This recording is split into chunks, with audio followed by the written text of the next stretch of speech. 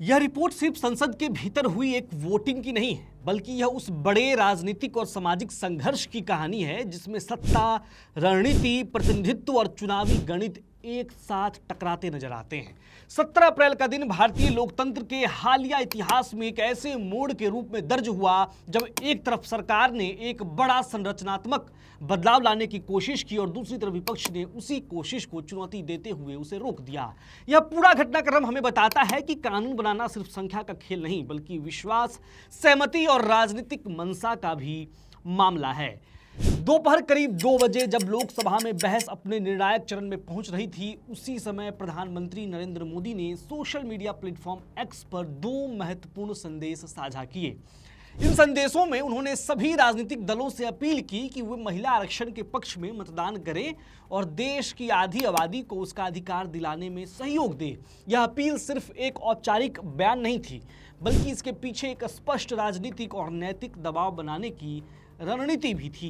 प्रधानमंत्री ने यह संकेत देने की कोशिश की कि जो भी इस बिल का विरोध करेगा वह सीधे तौर पर महिलाओं के अधिकारों के खिलाफ खड़ा दिखाई देगा। लेकिन संसद की वास्तविकता सोशल मीडिया की अपीलों से अलग होती है। बहस चली, तर्क दिए गए, आरोप लगे और अंत में जब वोटिंग हुई तो सरकार अपने सबसे महत्वपूर्ण विधेयक को पारित कराने में असफल रही।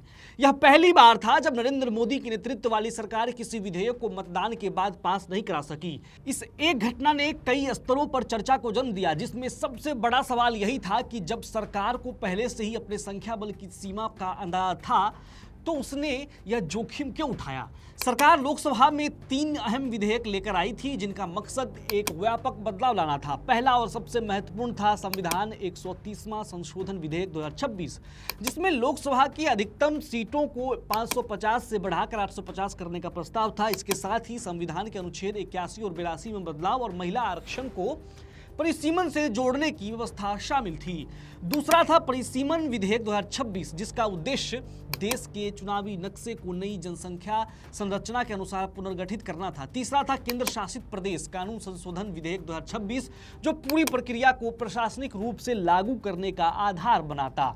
इन तीनों विधेयकों को एक साथ समझना जरूरी है, क्योंकि सरकार की रणनीति इन्हें अलग अलग नहीं बल्कि एक समग्र पैकेज के रूप में लागू करने की थी। सरकार का तर्क था कि जब तक सीटों की संख्या नहीं बढ़ेगी और परिसीमन नहीं होगा, तब तक महिला आरक्षण को प्रभावी तरीके से लागू करना संभव नहीं होगा। लेकिन विपक्ष ने इसी बिंदु को अपनी आपत्ति का आधार बनाया। संविधान संशोधन विधेयक के लिए विशेष बहुमत की आवश्यकता थी। इसका मतलब था कि सदन में मौजूद सदस्यों का 2/3 समर्थन जरूरी था। जब वोटिंग हुई उस समय लोकसभा में 528 सांसद मौजूद थे और बिल को पास कराने के लिए 352 वोटों की जरूरत थी। लेकिन सरकार के पास अपने गठबंधन के साथ मिलाकर भी इतनी संख्या नहीं थी। एनडीए के पास कुल 293 सांसद थे, जबकि विपक्षी गठबंधन के पास 233 सांसद थे और कुछ सदस्य स्वतंत्र थे। यह गणित पहले से ही यह संकेत दे रहा था कि बिल का पास होना मुश्किल है। वोटिंग के नतीजे ने इस आशंका को सही साबित किया। बिल के पक्ष में 298 वोट पड़े और जो आवश्यक संख्या से कम थे, जबकि विरोध में 230 वोट पड़े। इस तरह यह विधेयक गिर गया। यह सिर्फ एक तकनीकी हार नहीं थी, बल्कि एक राजनीतिक संदेश भी था कि संसद में बिना व्यापक सहमति के बड़े संवैधानिक बदलाव करना आसान नहीं है। विपक्ष ने इस पूरे मुद्दे पर अपनी स्थिति साफ रखते हुए कहा कि वह महिला आरक्षण के खिलाफ नहीं है, बल्कि जिस तरीके से सरकार इसे लागू करना चाहती है उससे असहमति है। कांग्रेस अध्यक्ष मल्लिकार्जुन खड़गे ने सरकार पर आरोप लगाया कि वह इस मुद्दे का राजनीतिक लाभ उठाने की कोशिश कर रहे हैं।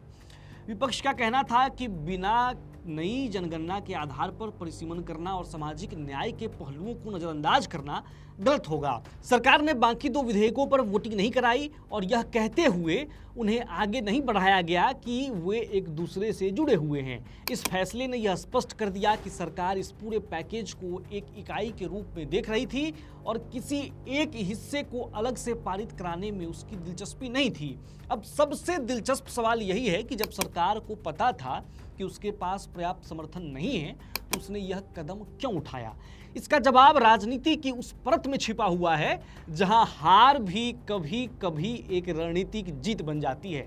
सरकार ने इस मुद्दे को केवल संसद तक सीमित नहीं रखा है, बल्कि इसे जनता के बीच एक बड़े नैरेटिव के रूप में पेश करने की कोशिश की। प्रधानमंत्री नरेंद्र मोदी से लेकर अमित शाह और किरण रिजिजू तक सभी नेताओं ने लगातार विपक्ष से समर्थन की अपील की। यहां तक कि एनडीए के सहयोगियों ने भी अन्य दलों के संपर्क किया और समर्थन जुटाने की कोशिश की। यह पूरा प्रयास यह दिखाने के लिए था कि सरकार अपनी तरफ से पूरी कोशिश कर रही है। राजनीतिक विश्लेषकों का मानना है कि अगर बिल पास हो जाता तो यह सरकार के लिए एक ऐतिहासिक उपलब्धि होती, लेकिन अगर नहीं होता तो भी सरकार इसे एक राजनीतिक मुद्दे के रूप में इस्तेमाल कर सकती थी, खासकर उन राज्यों में जहां महिला मतदाता निर्णायक भूमिका निभाते हैं। वहां यह नैरेटिव बनाया जा सकता है कि सरकार ने महिलाओं के अधिकारों के लिए कदम उठाया, लेकिन विपक्ष ने उसे रोक दिया। दूसरी तरफ विपक्ष ने भी इस मुद्दे को अपने तरीके से पेश किया। राहुल गांधी ने कहा कि यह बिल महिलाओं को सशक्त करने के बजाय चुनावी क्षेत्रों के नक्शे को बदलने का प्रयास है और इसमें पिछड़े वर्गों के हितों की अनदेखी की गई है। इस तरह यह मुद्दा सिर्फ महिला आरक्षण तक सीमित नहीं रहा, बल्कि सामाजिक न्याय और संघीय संतुलन की बहस में बदल गया। अब यहां से आगे की राह पर नजर डालें तो सरकार के पास कई विकल्प मौजूद हैं।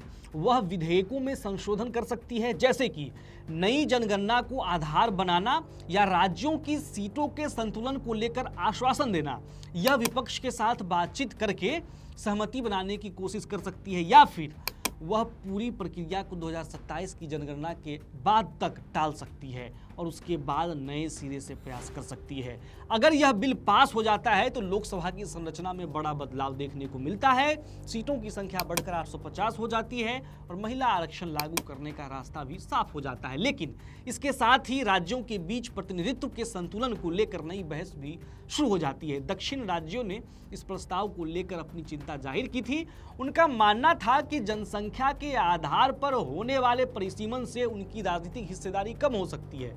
यही वजह है कि इस मुद्दे ने क्षेत्रीय राजनीति को भी प्रभावित किया है। अंत में यह कहा जा सकता है कि यह पूरा घटनाक्रम भारतीय लोकतंत्र की जटिलता को उजागर करता है।